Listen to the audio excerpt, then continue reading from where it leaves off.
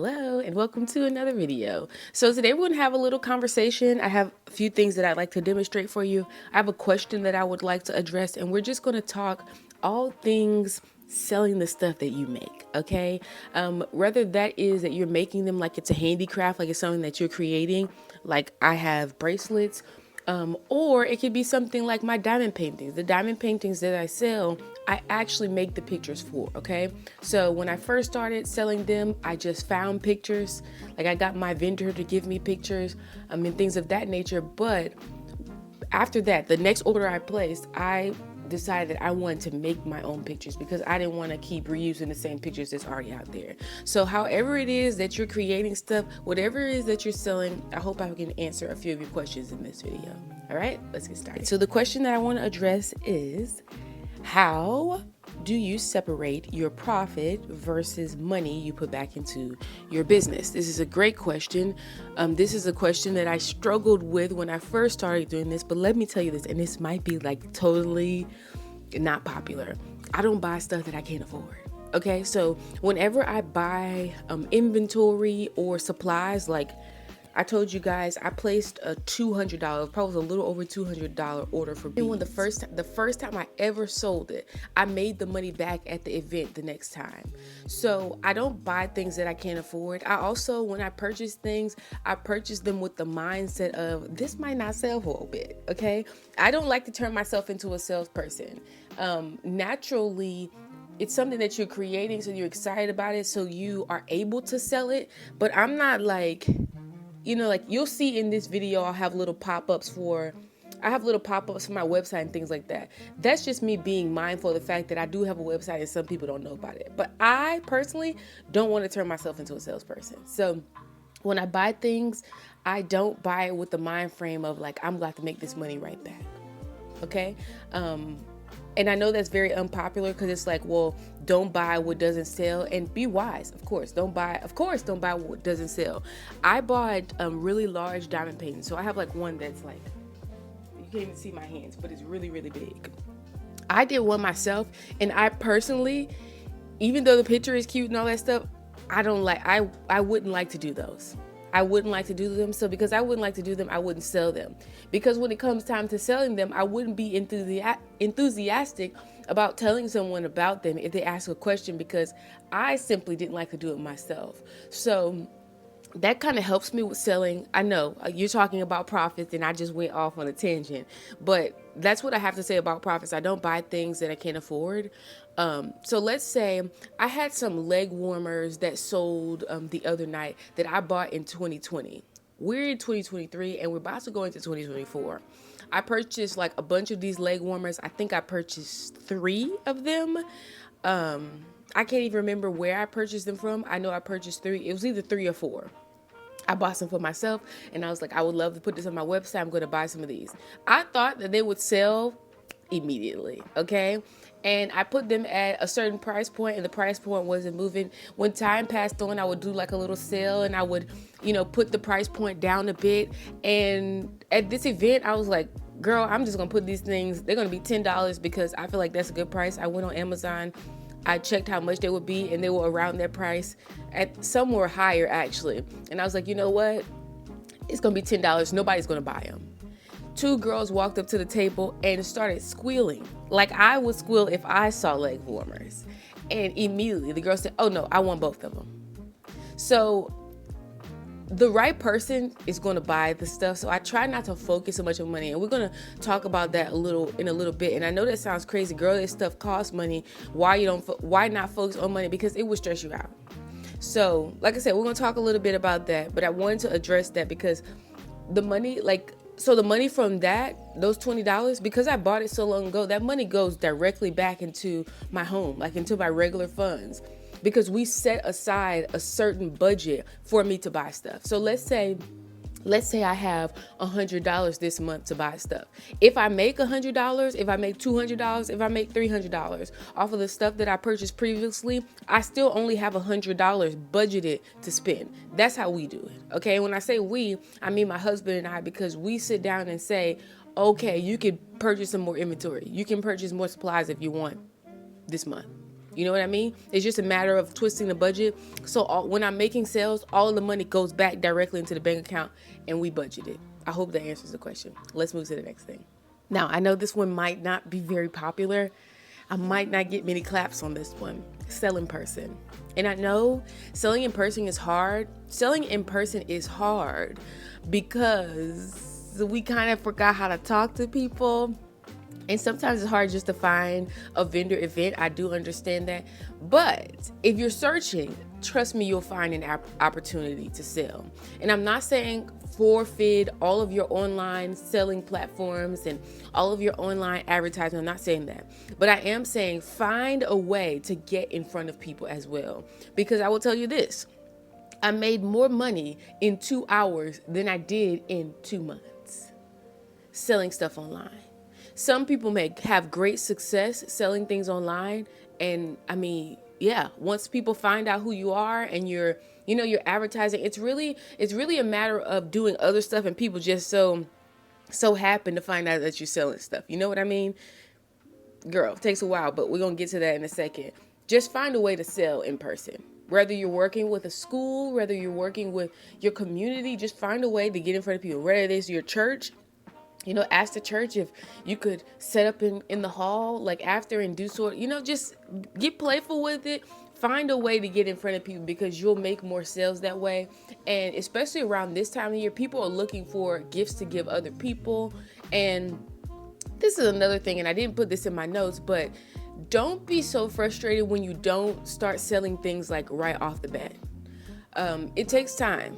I've had people reach out to me this year that I was in front of 2-3 years ago. You know what I mean? So sometimes it takes a while and people just, I want this. And I remember this girl sells this. So it's a very slow process. Okay. So don't negate selling in person. Let's move to the next. Like I said, I am not saying do not sell online. I think if you don't sell online at all, you don't have some sort of online presence set up, you miss out on a larger audience. Not saying that larger audience is going to make purchases. That's not what I'm saying.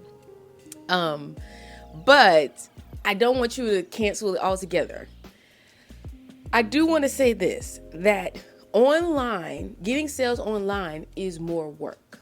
I would stay up till 2 and 3 o'clock in the morning crafting and making the stuff that I'm selling to make my presence online seen. And yes, that translates to sales, but it also translates to me being tired. It also translates to me not liking what it is that I'm doing. It also translates to burnout. So when you do online sales, you just got to be we're going to talk about it here in a second. I just want you to be very mindful of what it is that what are you doing here? Let's just talk about it now. The next thing I have is, what's the goal? See, social media and just the world in general has made us believe that we won't be rich, that we want to be rich.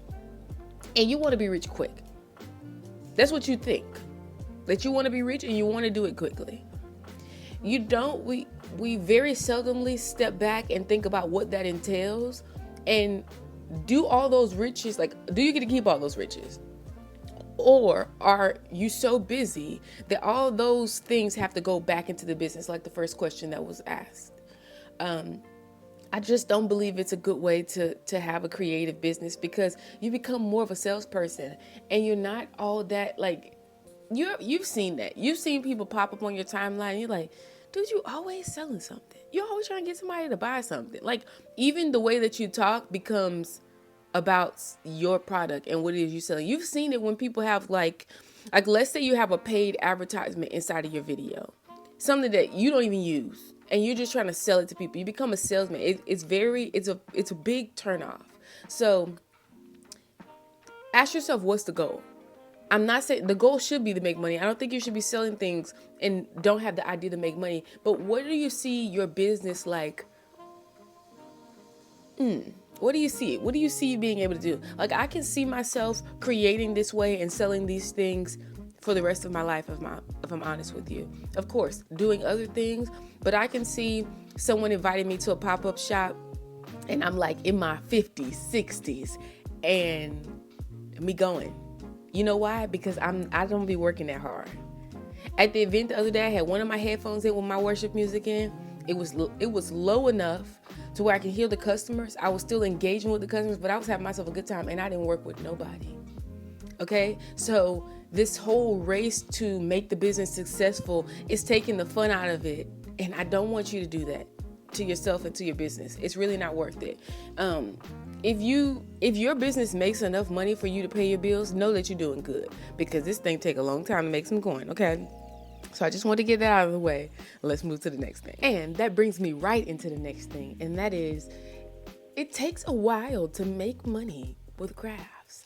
I know we see, girl, I've seen it too. I don't watch those type of videos these days, but I have seen that, like, people are, they're talking about their craft and their creative businesses, and they're making a lot of money. They have like a whole shop for their business.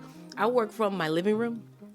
Okay, I work from my living room. I have a little section in my living room, but kind of it is the whole living room that I make my stuff. I have a little space where my office is that I make my stuff. I don't have a warehouse, and I can't say that I would ever get one. Like, I don't have a separate space. At one point in time, I thought I needed one, but you can really, like, I can make how much inventory can fit in my space. You understand what I mean? So it takes a long time. I've been doing this since I had the daycare open in 2017. I've been doing this for a while. I had the daycare open in 2017, and though I didn't have like this online business, I did sell other things within, like, while I was doing the daycare. After I closed the daycare, you guys probably know this story. I worked at Amazon, and while I was working at Amazon, I was doing this business full time. And it was really like during the pandemic. I wasn't on TikTok. I didn't have Instagram and all that kind of stuff. I wasn't on there, so I didn't know anything about people having craft businesses or creative businesses. It's just a natural, like, when I grew up, my mom she had a bunch of crafting stuff, and we would make things like doll clothes, and this is the kind of stuff that I grew up doing. So I'm not making these things because I want to be like anybody else. I'm making these things because it's my natural proclivity to make things. You understand? So that's what I want to say about that. But it takes time. It takes time to make money with crafts. I've been doing this, like I said, for a little bit. It's not forever. People have been doing it longer. But if I think about how much money I make versus how long I've been doing it, they're not adding up, okay? And that's okay. That's okay. It takes a long time. It takes a while. And I don't think without me being on, like, YouTube and doing little shorts like TikTok, it probably will take even longer, honestly. But that's okay. That's okay. That's okay. When I did the craft show the other day, there were people that came up and said, like, I remember you from last year. So people, it's just, it's an experience, girl. What you racing for? Take your time. But it does take time to make money. And I want to say with that, like, there are places in the world, third world countries, they make, like, handicrafts, like weaving baskets and making rugs. And even though this stuff takes a long time for them to make, they still get paid very little. Okay? They still get paid very little. Why am I telling you that? I'm telling you that because sometimes people will see your crafts and they'll be like, I can make that at home. And they won't pay this outrageous price because some people do have things priced very outrageous. My things were priced very, and it's not because I don't think my time is worth. It's not because I don't think, my time is worth money, but you couldn't ever pay me for how much my time is actually worth. So I'm going to price these things at a price that I would pay for them. You understand? But yeah, people will see your stuff and they'll kind of say, like, oh, I can make that myself. And that will discourage you. And sometimes that's because your price is too high. Sometimes that's because they're cheap. And sometimes it's because you haven't spent enough time perfecting the craft to where it looks like the amount that you're asking for. Those people in other countries, they spend, like, it's their day's work to put together these handicrafts. So it's very intricate. They take time to do it. Well, you can't take time and really expand and learn your craft if you're just all worried about money. You understand what I'm saying? So that's another thing to consider about this taking a while for you to make money. It takes a while for you to get good at it. And don't be skipping just all over the place because, it's going to take even longer. Just take your time and begin to dig deeper with that craft. And when I say dig deeper, what I mean is perfect it. Perfect it. Spend time with it. Make it like, man, this is good. Okay, this is good, and price things accordingly. So this is not really about money, and some people might think this is not even about crafting, but it is. So I'm gonna say it. What feeds you controls you. So if your bread and your butter is your crafting business, and I mean you're like the salesperson, you're always trying to sell something to someone, it's feeding you. Okay, and when something feeds you, it has control over you. And I think about even YouTube. I think about YouTube being my only job, right? It's not. But I think about people whose job is only YouTube and how the algorithm is what feeds them. So they're at the beck and call. They're at the control of the algorithm. So they even push out content based on what the algorithm wants. People will make things, will literally create things based off of what the people want and not necessarily what it is that you want to do. That's not creative. That's not a good creative balance, okay? A creative balance to me is me creating things that I like, that I enjoy making, that I enjoy making, and people like what it is that I make and they buy. Not me creating something just because you want me to create it. That's not gonna go, like, you're gonna be burned out, okay? I don't make anything, including this video. I don't make anything, and I don't make videos. I'm telling you, girl, look at the channel, all over the place, okay? I don't make videos that way, and I darn sure don't structure my crafting business in a way that I'm making stuff because it pleases other people. At one point in time, I would actually do my beads, like I would show you guys how I put stuff together. Those videos were so tedious, it took the fun out of actually creating the bracelet for me. Because what I usually do when I create my bracelets, I have my headphones on and girl, I'll just go to town. I'll be making hundreds of bracelets and I'll just go to town. I'll go wherever the theme leads me for that day. That's why all of the bracelets really look different, because every time I sit down at my space to create, I'm coming with, like, I have a fresh perspective, and therefore the design looks a lot different than the other ones. It still probably looks like it's sold by me, much like a painter. You can tell, even though the painting might be different, you can tell the artist's signature, right? But I don't let people dictate that, because that's tiresome. That's tiresome, girl. We don't want to be a part of that. So it's wise for you to sprinkle your talents. Is that the word? Yes. It's wise for you to sprinkle your talents sprinkle yourself amongst all your talents. So I'm not saying don't look forward to making money with your craft business. Do. But if you don't, that's okay too. I'm not saying don't look forward to making money with YouTube. That's cool. If you do, okay, let's use up all of our talents. Let's not just focus on this one version of ourselves and say, oh, you got to perform, you've got to make the money, because it's just not going to work out well. I have this conversation. You guys probably know this by now. I was having this conversation with my husband last night. There's so many things that I can do. Sometimes I can't even bog myself down with all my great ideas. Okay.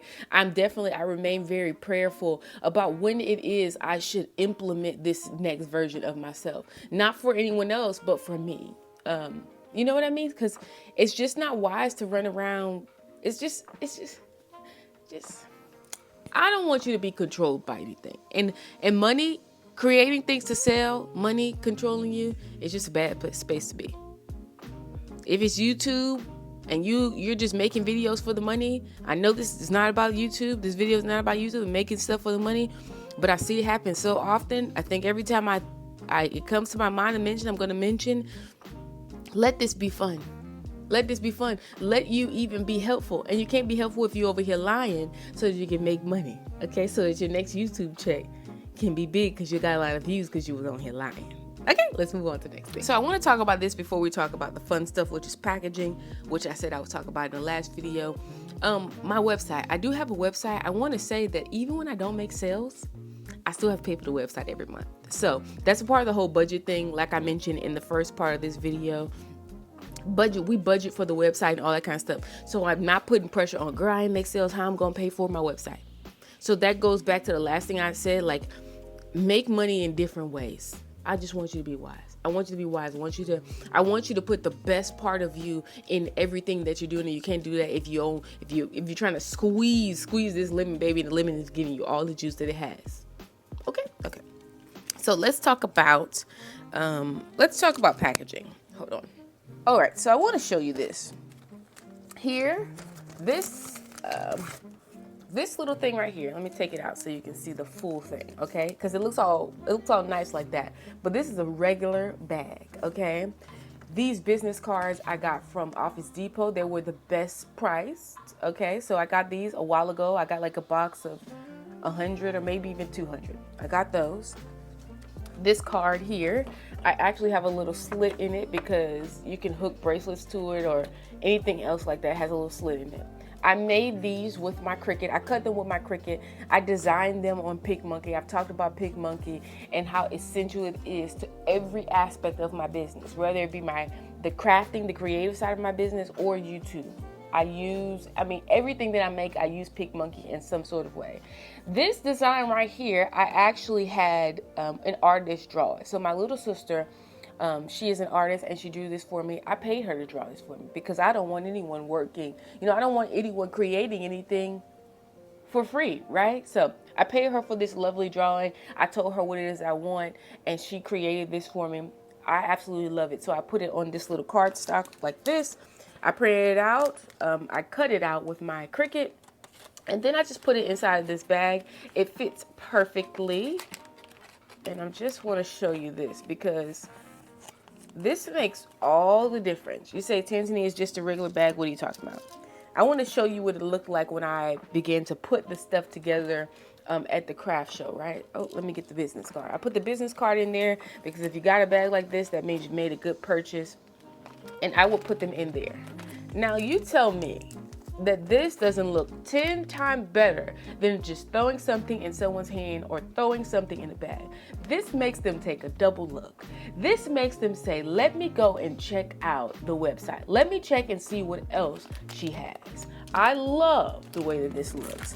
Now, let's say the person bought a bunch of stuff, which happened quite a few times. They bought a bunch of stuff and they, after I checked them out, like after I bagged everything up, they wanted to pick out more things. I will have little bags like this, and I even use these when I ran out of all my other bags, and I will put them in a little baggie like this. This is not as nice. Can you tell? This is not as nice as this. So it just takes a little extra effort. Yes, this is more time consuming to make, but I made these like a year ago. You know what I mean? I made all of them. I think I made like 50 or so. Like a year ago. So I didn't feel all the work there. I didn't feel all the work at the time that I began to prepare, which is something that I mentioned in the other video. I get prepared for this all year long. Like at any point in time, I want to be ready to do a pop-up gift shop. If someone asks me, I want to be ready. And the only way that I'm able to be ready is to put things together in advance. At no point, if I have to rush, I'm not doing it. Because it's gonna look rushed. It's gonna look rushed. So another thing I want to show you is the design. So this I did not make. I did not make this. My sister actually purchased this for me from Thailand. Okay, so I want to show you. You see this, the intricate design of this? This is handmade. Okay, this is handmade and yet very inexpensive. And a lot of people will sell stuff like this, like here, like you'll be at craft shows and they'll sell stuff like this for astronomical prices. I get that it does take a long time to make, but this will be something most definitely. I will just be making them all year long so that when I sell them, I sell them. I'm just saying, like I wouldn't, something like this, it'd be hard for it to be your only, you understand what I'm saying? Like I want you to be able to rest. I want you to be able to rest and not be so like, I mean, let me use this example. So I have a loom knitting thing, right? And at one point in time, I actually wanted to make leg warmers. I actually wanted to make leg warmers. This was during the time that I purchased those leg warmers. And I told my husband, I want to add leg warmers to my site. And my husband says, how are you going to keep up with the orders? And I thought to myself, he's right. How am I going to keep up with the orders? I would have to begin to make leg warmers, let's say in like July. okay? And then stock up my inventory on my website. This takes the stress off. Doing made to order things, girl, life happens. I have children, I have a husband, I have a business, I have things to do. I have a whole home to run, okay? So making things to order does not work well for me. If you're doing something that's personalized, make sure that that personalization is something that you can keep up with. Okay? I'm just telling you. Lest it turn into something that you're doing 24/7. I see people running businesses like that where there's no break time. If I ever stop with these orders, I'll be in over my head. I don't like that. I keep my inventory. Whatever is available in my inventory is what is available. Okay? It's what's available. So, like I said, I want to show you just this one right here. Like I said, I didn't make this. It's very intricate. You definitely would need to be making this all year long, because I don't know if you can even see the bracelet underneath is actually braided and then it's beaded on top. So this is one of those crafts that when you do perfect it, once you perfect it, you can charge for it. My bracelets. So I sold the bracelets for $2.50 and it was a perfect price point. You can see this bracelet. Of course, it took me a little while longer because it has the smaller beads in the middle, and I put a little cottage on there. Now these actually sell on the website, and some of them I actually sold in person with the smaller beads just because it looks nice together. On your arm. I'm not going to take the tape off. It looks nice together on your arm, but this takes longer to put small beads, to thread smaller beads on there. So like I said, because it's something that I'm not in a rush to make, it doesn't really bother me. These beads like this are people's favorite, but they take the least amount of time. And this, as you can see, there's little stoppers in between. So this took a great deal of time to sort of put together. And yeah, let me see. Let me put this in here.